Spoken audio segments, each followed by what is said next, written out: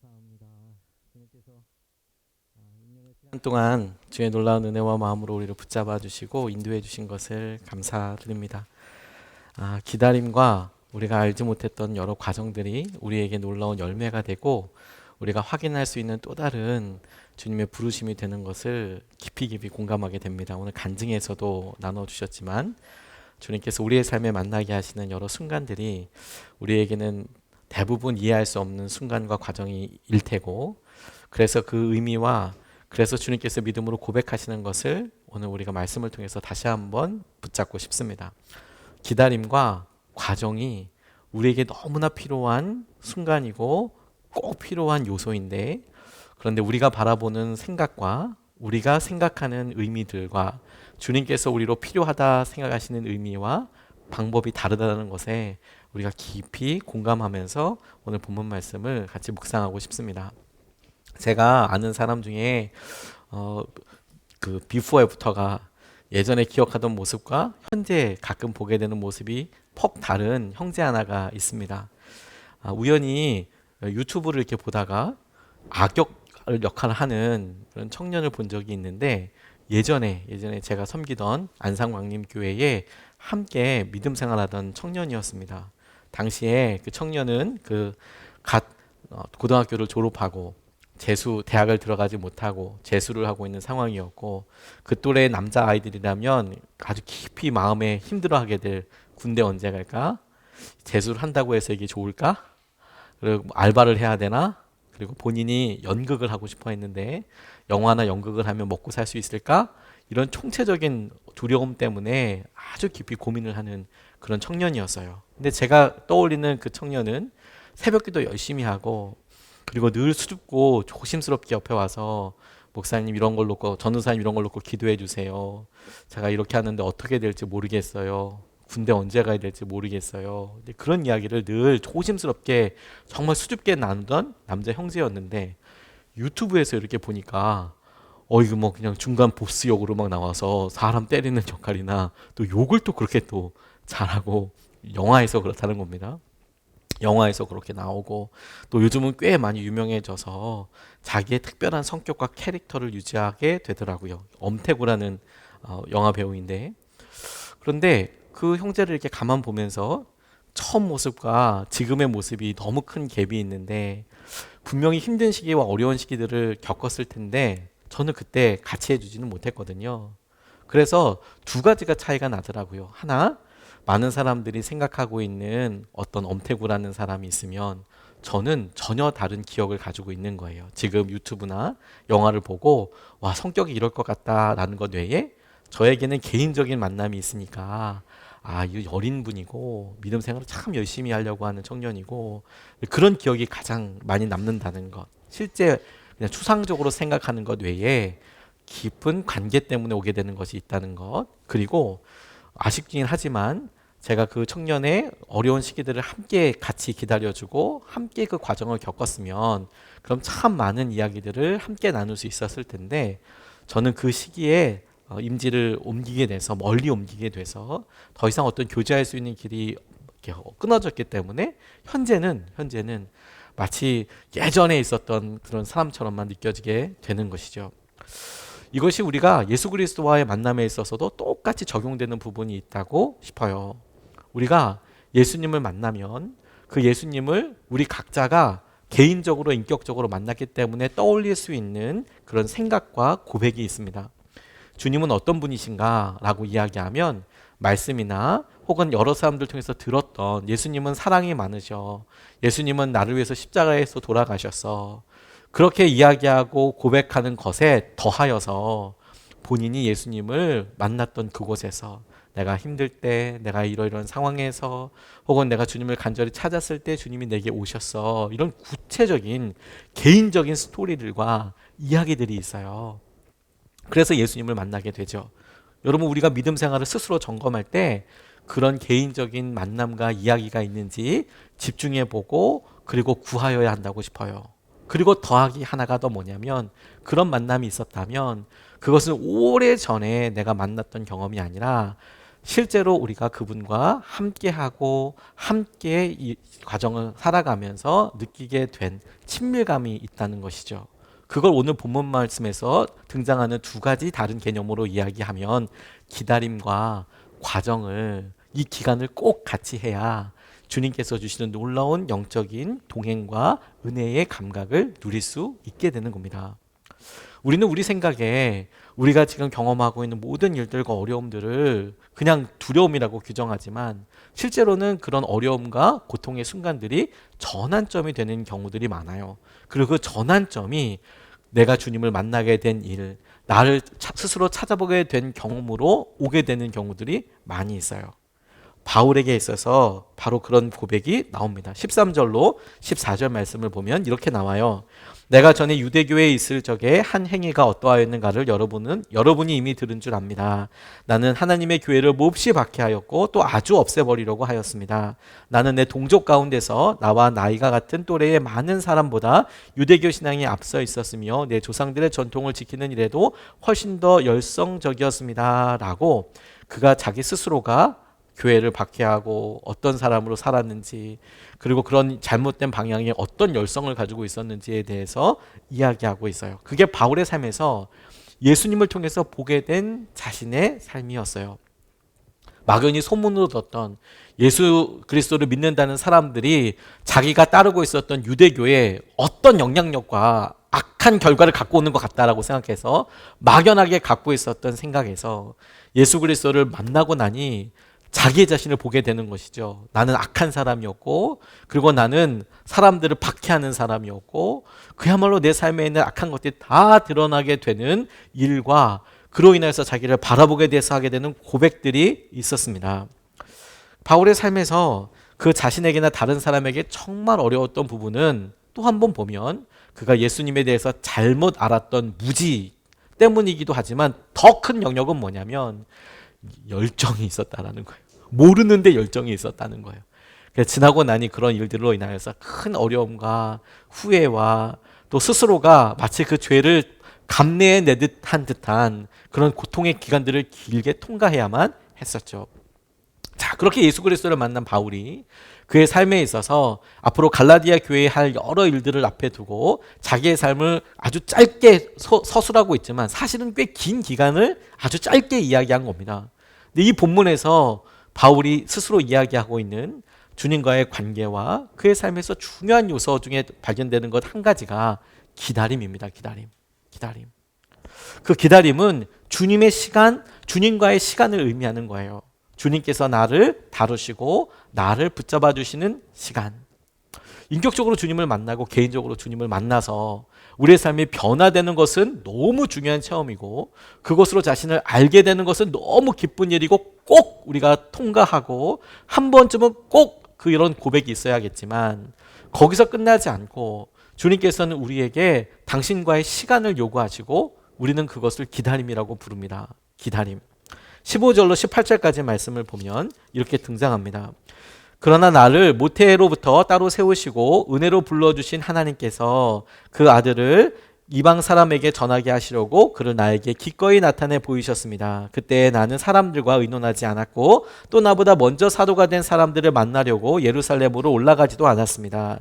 나는 곧바로 아라비아로 갔다가 다마스쿠스로 되돌아갔습니다. 3년 뒤에 나는 베드로를 만나려고 예루살렘으로 올라갔습니다. 나는 그와 함께 보름 동안을 지냈습니다. 라고 그렇게 이야기합니다. 우리가 우리 삶에 가장 지난하고 어려운 것이 무엇이냐 물어보면 기다림이 하나라고 싶어요.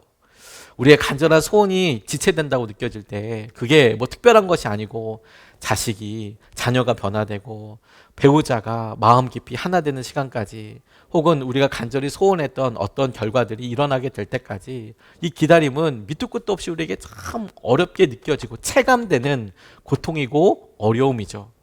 그리고 대부분 이런 어려움은 빨리 끝나는 것에 우리가 중심을 둡니다. 빨리 끝나기면 좋은 거야.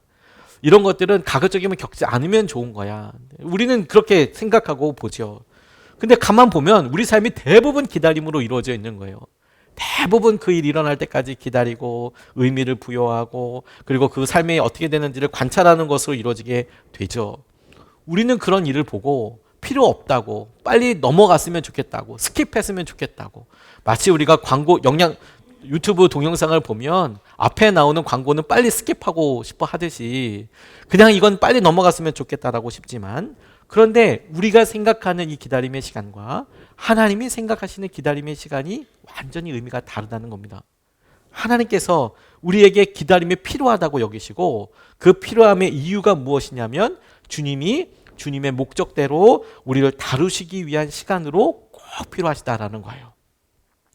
우리는 한 번의 생각과 한 번의 마음 변화로 변했다라고 생각을 하지만, 주님은 아니, 우리에게 주님께서 그런 일과 상황들로 우리가 다듬어지고 우리가 변화되고 주님의 형상대로 빚어지는 시간이 꼭 필요하다라고 우리에게 그렇게 말씀하시는 거예요. 그게 주님께서 우리에게 보시는 주님의 시선과 우리의 시선이 다른 부분이기도 합니다. 그가 자기가 아라비아에서 3년 동안의 시간을 보냈다, 이렇게 학자들도 이야기합니다. 그도 그렇게 이야기합니다. 아라비아에서 보냈던 이 시간은 그 스스로가 자기가 하나님을 위해서 열정적으로 믿고 따랐던 모든 것들을 다 내려놓고 하나님께서 주시는 말씀과 예수 그리스도를 통해서 새롭게 깨달아지는 것을 다시 쌓아 올리는 시간이 됐어요.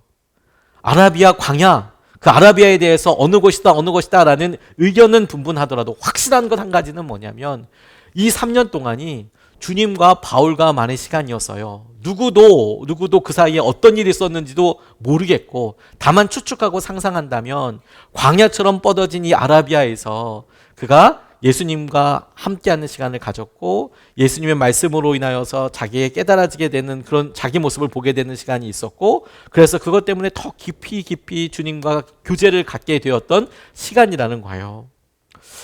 사람이 언제 제일 강렬하게 변합니까? 강력하고 힘을 변하게 됩니까? 그런 충격적인 사건과 주님과의 만남이 있을 때 아니겠습니까? 주님과 만나면 그때가 가장 뜨겁게 사람들이 변해요. 새 가족일 때, 주님께서 새 마음 주셨을 때 엄청 뜨겁죠. 근데 주님은 그렇게 생각하지 않고 마치 담금질처럼 그를 아라비아 광야에서 보내셔서 따로 그를 챙기시고 이야기하시는 시간을 가지셨다는 거예요. 그 시간 동안 수없이 쌓아지고 무너지는 시간을 겪게 돼요. 그리고 그 순간에 자기가 어떤 존재인지, 어떤 삶을 살고 있는지를 스스로 보게 되는 겁니다. 기다림은 바로 그걸 하는 시간이에요. 기다림은 그냥 없어져지는 시간이 아니라, 우리가 간절한 소원이 이루어지기 위해서 흩어져 버리는 시간이 아니라, 주님께서 그 문제를 두고 그 주제를 두고 우리와 만나시고 우리를 다루시고 우리에게 말씀해 오시는 시간인 거예요. 그게 우리에게 의미가 있다는 것이죠. 어느 분이 귀농을 해서 주위에 있는 여러 농사 짓는 모습이나 이런 것들을 흥미롭게 보는데, 주위에 사시던 할아버지 한 분이 이분에게 또 그런 가이드 역할을 해주셨대요. 이건 이렇고 저건 이렇고 언제 심어야 하고 저건 왜 저렇게 심은 거고. 그러더니 한 번은 자기가 심은 그 배나무 밭에 이렇게 가자고 하시더랍니다. 기대되고 좋았답니다. 배꽃이 이렇게 쫙 피어 있는 거 보면 아름답지 않습니까? 이게 버스 타고 가다가 배꽃이 이렇게 확 피어 있는 거 보면 저는 항상 저거 벚꽃인가? 이렇게 생각하지만 이 배꽃이죠, 배꽃. 하얗게 예쁜 꽃이 나무 위에 이렇게 소복하게 이렇게 있습니다. 너무 아름답죠. 근데 그런 걸 상상하고 간 거예요. 혹은 이제 배가 이렇게 막 예쁘게 탐스럽게 열려가지고 그런 거 생각하고 갔는데, 얼마 심은지 안 됐는지 이 배들이, 이게 배나무 자체가 너무 볼품없고 또 얼마 되지 않았다는 티도 이렇게 나고 그렇더라는 거예요. 그래서 이렇게 보다가 이거 언제 심은 거냐고, 한 1년 2년 됐다고 이제 여러 이야기를 나누다가 문득 궁금해서, 이거 심으면 언제 얼마 만에 먹을 수 있나요? 배를 따서 먹을 수 있나요? 그랬더니 이분이, 적어도 묘목을 심고 2년이 있으면 첫 열매가 나오는데, 첫 열매가 나올 때까지 2년이 걸리는데 그 열매는 먹으면 안 된다고, 그건 따서 다 버리고 따줘야 된다고, 오히려 다 따서 버리고 안 따면 나무에 힘이 안 간다고 그렇게 설명을 하더라는 거예요. 힘이 안 간다는 게 뭐냐면, 그 열매를 맺을 수 있는 줄기나 이런 여러 보이지 않는 것들이 튼튼해지고 또 필요한 크기도 있고 이런 것들이 다 있을 텐데 힘이 안 간다고. 그래서 두 번째 정도 되면, 2년째 되면 열매를 맺지만 다 따서 버리고 5년이 또 지나야 7년째 되던 해에 열매를 드디어 먹게 된다고 그렇게 이야기를 하더라는 거예요. 상품성 있는 배를 수확하기 위해서는 7년을 기다려야 한다는 거죠. 그래서 할아버지 이렇게 보니까 지금 자기가 보기에는 다 볼품없어 보이고 이제 갓 심어둔 그 배를 보면서 흐뭇하게 7년 후에 여기서 얻게 될 나무 실과 이걸 기억하는 것 같은 그런 흐뭇한 표정을 보고 자기는 너무 놀랐다고 그렇게 쓴 글을 봤어요. 우리는 열매가 그래 시간이 되면 이루어진다라고 생각하지만 정작 우리가 어떤 사람을 만나고 어떤 일을 하고 그리고 우리가 어떤 일에 개입하게 되었을 때 마주하게 됐을 때 그것이 열매라라고 생각할 때까지 필요한 기다림이 있다는 것에 대해서는 힘들어하기만 합니다. 그런데 우리는 기다림이고 우리는 그것이 어려운 시간이라고 이야기하지만 주님은 그것이 열매 맺는 시간이라고 이야기하시는 거예요. 그리고 그 시간이 주님과 꼭 필요한 시간이라고 계속해서 말씀하시는 거예요. 요한복음 15장 5절 말씀에 보면 나는 포도나무요 너희는 가지라. 내가 그 안에 그가 내 안에 거하면 사람이 열매를 많이 맺나니 나를 떠나서는 너희가 아무것도 할 수 없느니라. 열매를 이야기하실 때 주님은 주님과 함께 거하는 시간, 주님과 함께 동행하는 시간을 열매 맺는 시간이라고 이야기하고 계시는 거예요. 우리는 기다림을 힘들고 두렵고 초조한 시간이라 이야기하지만 주님께서는 그것을 기다리는 시간이 열매 맺는 시간이라 이렇게 이야기하시니 우리가 좋은 열매를 꿈꾸는 한 해가 되었으면 좋겠어요. 뿐만 아니라 주님께서는 우리에게 필요한 과정이 있다고 이야기하세요. 기다림이 우리에게 소중한 거다. 바울의 이야기를 통해서. 근데 주님께서는 두 번째로 우리에게 과정이 꼭 필요하고 과정이 중요하다. 그 과정이 우리에게 의미하는 것은 우리의 방향과 우리의 계획대로가 아니라 주님의 뜻대로, 우리의 뜻이 아니라 주님의 뜻대로 이루어지는 과정을 겪게 되는 거예요. 기다림은 주님의 생각으로 채워지는 시간이라면 우리에게 필요한 과정은 우리가 원했던 목적과 계획이 아니라 주님이 원하시는 목적과 뜻대로 계획대로 이루어지는 순간이 우리에게 필요하다는 것입니다. 21절부터 23절까지 말씀이 이렇게 증거합니다.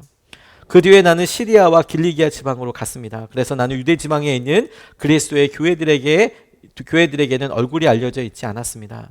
그들은 다만 전에 우리를 박해하던 그 사람이 지금은 그가 전에 없애버리려고 하던 그 믿음을 전한다 하는 소문을 들을 따름이었습니다. 고 이야기하고 있어요. 3년의 아라비아 생활이 있었다고 했잖아요. 그가 경험했던 하나님을 향한 간절한 마음, 그것이 다 꺾어지고 오히려 내가 어떤 사람인지 주님 앞에서 내가 서게 되는 시간이, 기다림의 시간이 있었고, 그 이후에 그가 와서도 그가 겪었던 여러 일들을 그냥 한 줄에 이야기하듯이 쭉 설명하고 있지만 그건 단순히 장소 하나가 바뀐 게 아니었습니다. 시리아로 갔고, 그리고 길리기아로 가서 또 시간을 보내고, 그리고 예루살렘에도 와서 짧게 시간을 보냈다라고 이야기를 하고 있죠. 근데 이것을 조금만 생각해 보면 그가 이방인의 사도로서 부르심을 받고 그 일을 가장 효율적으로 잘할 수 있는 방법은 뭐냐면, 당시에 초대 교회의 중심지, 첫 번째 교회라고 할 수 있는 예루살렘에서 오랫동안 생활하고 교제한다면 앞으로 전도하고 생활하는 데 있어서 가장 효과적이고 효율적인 만남을 가질 수 있었어요. 당시만 해도 예루살렘에 제자들이 다 모여 있었고, 12제자들이 그 제자들이 있는 곳에 와서 내가 어떻게 예수님을 만났고 그 예수님을 만난 것에 대해서 검증도 받고 자기가 경험하고 생각했던 것에 대한 사명이 이렇다라고 확인도 받고, 그래서 추천장이라도 한 장 받아서 바울을 어디로 보낸다, 어떻다, 이 사람은 어떻다라고 제자들이 다 그렇게 이야기해 준다면 아마 사역 초기서부터 참 많은 일을 할 수 있고 그리고 많은 사람들에게 소개될 수 있었을 거예요. 그런데 그가 지금 얘기하고 있는데 시리아에 갔다가 길리기아에 갔다가 실제 예루살렘에서는 별로 보내지 않고 하는 모든 일들을 보면 우리가 생각하는 효율적인 만남과 효율적인 과정, 야, 요게 이렇게 되고 저렇게 되면 되겠다, 이런 것이 철저히 다 내려가지게 되고 하나님께서 그의 삶을 인도하시는 대로, 인도하시는 것만큼 그 길을 따라서 나아가고 그 길만큼 간 것이 바울의 삶에 있어서 중요한 삶의 목적이 되었던 것이죠. 그래서 여러분, 우리는 이 과정이 꼭 필요한가? 라고 싶은 그 생각은 우리의 마음에서는 그렇지만 하나님께서는 너에게 그 길이 꼭 필요해서, 우리가 생각하기에는 주님의 길을 가서 길이 꺾어져서 이렇게 돌아가는 것 같지만 하나님께서는 오히려 그 길이 똑바로 주님을 향해서 가는 길이고 삐뚤어져 있는 우리의 길을 주님의 목적과 방향대로 바로 하시는 시간이 주님이 우리에게 허락하시는 과정이에요. 주님이 우리에게 허락하시는 시간이에요. 그래서 우리가 우리 생각에 힘들고 계획이 틀어지고 심지어 원하지도 않았던 예측하지도 못했던 일들이 줄줄이 우리 삶의 과정에 들어와서 낙담되고 힘들다라고 생각할 때 그게 낙담과 힘든 것이 삶의 결론이 아니라 그래서 주님께서 우리에게 가장 선하시고 효과적으로 예비하신 그 길을 우리가 함께 보아가고 고백해가는 과정임을 떠올리는 것이 너무 중요해요. 이스라엘 백성들이 출애굽했을 때 그들이 있었던 시내산 호렙산이라는 곳에서 가데스 바네아 약속의 땅 근처에 있는 바로 근처에 있는 땅까지 약 11일이면 갔답니다. 그런데 더 놀라운 것은 홍해를 바로 건넜을 때 바로 쭉 가면 한 7일 정도밖에 안 걸린다고 합니다. 걸어서. 그런데 주님은 처음서부터 그런 오랜 시간 얼마나 빨리 가느냐에 대해서는 별로 집중하지 않으셨어요. 이미 홍해를 건너와서 시내산으로 갈 때까지도 시간이 꽤 걸렸지만 시내산에서 모세가 올라가서 기도할 때 벌써 한 100일 정도 시간이 지납니다. 40일을 주야로 금식하면서 십계명을 받아서 내려오는데 금송아지 이렇게 믿고 가고 난리치고 있는 걸 보고 그거 깨트리고 다시 올라가서 40일을 보내고 그리고 그걸 놓고 또 사람들에게 전하는 시간도 있었고 그 위에 올라가서 성막에 대한 여러 명령을 받고 성막을 짓는데도 또 한 2주 이상의 시간이 걸렸을 것이고 그러니까 100일 이상이 걸립니다. 그렇게 시간을 쭉 보낸 다음에 요단강 건너편까지 가요. 거기서 정탐꾼을 보내죠. 정탐꾼들이 돌아서 40일 동안 또 시간을 보냅니다. 또 40일이 지나요. 근데 그들이 와서 그 땅을 악평하면서 막 이야기합니다. 그랬더니 그 하루를 41년으로 쳐서 40년을 또 광야를 유리방황하게 돼요. 이스라엘 사람들이 생각할 때 가장 효율적인 방법, 가장 빨리 들어갈 수 있는 길, 과정 그런 것들이 있었을 텐데 하나님은 그런 걸 생각하지 않으세요. 하나님께서 주목하시는 과정, 하나님께서 중요하다 하시는 것은 뭐냐면 어디에 얼마큼 빨리 있느냐가 아니라 그곳에서 우리가 우리의 뜻이 아닌 주님의 뜻대로 살기로 결정을 하느냐라는 거예요. 주님의 뜻대로 살기로 다듬어지느냐 하는 것이에요. 그리고 주님의 뜻대로 가게 됐을 때 우리에게 가장 놀라운 하나님의 은혜와 기쁨이 있다라고 말씀하고 계시는 것이죠. 오늘도 우리가 그것을 붙잡는 겁니다. 제 삶에 있어서 주님께서 제 삶의 방향을 꺾으셨을 때 제가 요청하고 간절히 바랬던 소원이 아닌 주님이 다른 과정을 제게 허락하셨을 때를 떠올려 보게 됐어요. 저는 대학원에 진학하면서 드라마를 전공했었습니다. 그리스 비극을 전공했었는데요. 그래서 저는 글을 쓰는 사람이 되어 있을 거라고 생각했어요. 영화의 감독이든 대본을 쓰는 사람이건 아니면 드라마 자체를 공부해서 가리키는 사람이건 그게 제 어떤 목표가 될 거라고 생각을 했어요. 그렇게 공부도 하고 진학도 했고. 근데 주님께서 어느 순간에 제 삶에 찾아오시고 다시 주님을 만나서 신대원에 다시 들어가게 됐죠. 주님께서 제 삶의 목표를 이렇게 바꾸셨어요. 근데 참 행복해요. 주님께서 제 삶을 이렇게 바꿔주셔서 너무너무 감사합니다. 주님께서 제 삶에서 선교사로 부르셨다고 확신할 때가 있었어요. 그래서 선교사 훈련도 다 받고 인도네시아로 선교를 가기 위해서 간절히 기도하면서 준비하던 때가 있었습니다. 그런데 그 삶의 어간에 주님께서 제게 전혀 다른 통로를 통해서 또 다른 과정 하나를 넣으셨어요. 제가 갑자기 미국으로 목회할 수 있는 길이 열린 거죠. 아주 구체적으로 여러 사람들과 만나고 메일로도 소통하고 때 아니게 갑자기 영어 공부도 해야 했고 현지에 계신 미국 목사님과 소통을 해야 되는 일이 갑자기 생겼어요. 그렇게 열심히 준비하고 있을 때 주님께서 또 다른 제 삶에게 찾아오셨어요. 그래서 충북 괴산에 있는 고사리 교회에 담임으로 가게 하셨죠. 선교사로 준비하고 해외로 나갈 준비도 하고 그러다가 주님께서 갑자기 고사리 교회로 가게 하셨을 때 제 삶이 또 한 번 꺾어지는 듯한 전혀 다른 방향으로 가는 듯한 그런 마음이 들었습니다. 그런데 너무 행복했어요. 주님의 길이 이것이구나. 주님이 저를 책임져 주시는 거구나. 그렇게 알게 됐거든요. 제가 젊은이 교회를 사역할 때 너무 행복하고 기뻤더랬습니다. 청년들 만나면 카드는 맨날 빵꾸나고 재정적으로 많이 힘든 시간이었지만 청년들과 함께하는 것이 너무 기뻐서 나 가난해도 좋으니까 죽을 때까지 이렇게 사역하면 참 좋겠다라는 생각을 했었어요. 그런데 여러 담임 목사님과의 상담과 이런 것을 통해서 신혼 부부, 지금 제 나이 또래보다 조금 어린 신혼 나이 부부를 맡게 됐었어요. 처음에는 우울감도 몰려오는 것 같았습니다.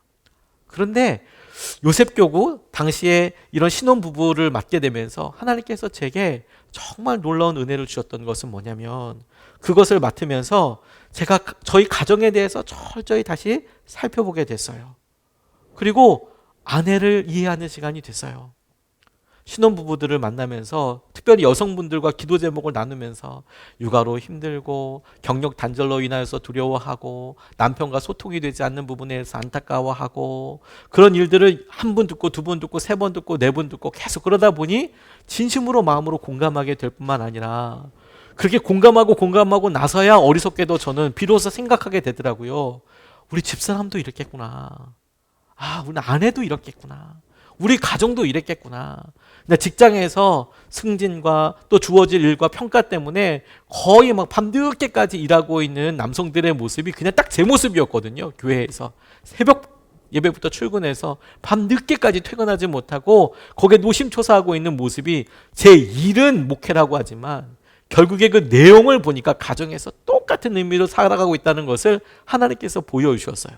젊은이 교회에서 이렇게 팍 꺾으실 때 너무 힘들었지만 저는 요셉교구 가서 세가족 그 신혼부부 교구에 가서 정말 커다란 것을 많이 배웠어요. 뿐만 아니라 나 이거 가지고 계속 하면 되겠다 이런 생각을 하고 있는데 주님께서 다시 꺾으셨어요. 교구 사역을 하게 하여 주셨습니다. 그냥 저는 이 신혼부부에서 계속 있었으면 좋겠는데 뭘 또 이렇게 가게 되나 고민했는데 교구 사역 안 했으면 정말 후회 많이 했을 것 같아요. 교회가 어떤지, 그리고 훌륭한 장로님들이 어떻게 헌신하시는지, 권사님들이 어떤 어려움과 염려들 가운데서 넉넉하게 그 믿음을 이끌어 가시는지, 집사님들이 마음속에 여러 고민과 두려움이 있지만 어떻게 순종하시는지 교구 사역을 하면서 정말 많이 보고 배울 수 있었어요. 그리고 쭉 시간을 보니까 그런 사람들을 만나고 그런 원치 않는 과정들, 제게 있어서는 목사로서 제가 원하는 방향이 있고 제가 하고 싶은 것이 있고 하지만 주님께서 그것을 꺾으시고 바꾸실 때마다 주님께서는 주님의 뜻이 무엇인지를 제게 정말 놀랍게 보여주시더라고요. 근데 대부분 그런 일이 시작될 때 제가 첫 번째로 느꼈던 제 마음의 감정은 뭐냐면 섭섭함, 힘든 것, 제 뜻대로 되지 않으니까 실패했다는 느낌, 그리고 다른 사람들보다 지체된다는 그런 생각, 그런 것들이 대부분이었어요. 근데 오히려 거기서부터 납작 엎드려서 주님의 뜻을 묻고 생각하니까 오히려 주님께서 그 자리에 없었으면 알지 못할 주님의 뜻, 주님께서 제게 함께 하시는 것에 대해서 알게 해주시더라고요. 바울이 그의 삶에 있어서 시리아를 가고 길리기아를 가고, 원래 그가 시리아를 갔다면 예수 믿는 사람들 붙잡으러 갔었을 것이고 냅뒀다면 길리기아에도 그렇게 갔었을 뻔한 그 사람이 이제는 예수 그리스도를 만나서 그곳에 전도자로 가고 그곳에 주님의 뜻을 이루기 위해서 가고, 그리고 그 과정과 상황들이 주님께서 앞으로 바울을 이방에 복음 전하는 자로 세우실 때에 주님이 보시기에는 너무 필요하고 꼭 필요한 과정이 되는 것이죠. 주님이 고난의 시기와 어려운 시기를 살아가는 저와 여러분들에게 바로 그것을 허락해 주신 거예요. 제 5차 40일 특별 새벽 기도회가 끝났어요. 저는 40일 동안 기도하고 이번 40일만큼 제 마음에 주님을 더 깊이 간절히 만나게 된 때는 없었던 것 같습니다. 주님을 만나면서 주님께서 제 코로나로 인하여서나 여러 상황들을 마무리 짓게도 하시고 믿음으로 영적으로 마무리도 짓게 해주실 뿐만 아니라 제 모습을 보여주시고, 그래서 제 모습에 있어서 제가 해야 할 일들과 제가 더 신경 써야 될 부분과 그리고 더 주님의 눈으로 집중해야 될 부분들을 이렇게 알려주시면서 제게 있어서 아직도 남아있는 저의 뜻들을 주님께서 내려놓게 하시고 주님의 뜻을 붙잡게 하시는 과정이 제게 필요한 거구나. 여전히 그게 우리에게 필요한 거구나. 그리고 그게 주님의 은혜와 주님의 역사하심을 다루게 되는 통로이고 은혜인 거구나. 여러분, 이런 일들이 우리에게 일상에 참 많이 있습니다. 삶에 소소해 보이지만 예기치 않던 아이들과의 싸움과 언짢은 일들이 부모에게 참 섭섭함이 되고, 애가 말 한마디 한 것으로 인하여서 그게 마음에 큰 짐이 되기도 하고, 남편과 아내와의 여러 상황들이나 재정적인 작은 변화처럼 보이는 큰 일들이 나중에는 큰 결정과 후회처럼 다가오게 되기도 하고, 그런 여러 일들에 있어서 우리가 원치 않고 선택하지 않았던 과정을 겪게도 되고, 그리고 기다림의 시간을 겪게 되기도 하지요. 그런데 여러분, 바울을 통해서 주님께서 우리에게 권면하시고 이야기하시는 거예요. 기다림의 때는 주님의 말씀에 귀 기울이는 시간인 거예요. 의미 없는 시간이 아닌 거예요. 아직도 우리에게 기도가 이루어질 시간이 기다려야 한다면 이것은 주님께서 우리를 당신과의 교제로 부르시고 당신께서 우리에게 기다려주시는 시간이 되는 거예요. 뿐만 아니라 우리가 원치 않는 여러 과정들이 생긴다면 주님께서는 그것을 통해서 주님의 뜻대로 우리를 이끄시고 인도해 주실 거예요. 2022년도를 우리가 마무리하면서 주님께서 우리에게 허락하신 기다림과 이 과정들을 주님의 뜻대로 이루어지게 해달라고, 다만 우리가 그것에 아멘으로 화답하며 주님 우리의 모든 것을 책임져 주시는 시간이 되기를 주님의 이름으로 축복합니다.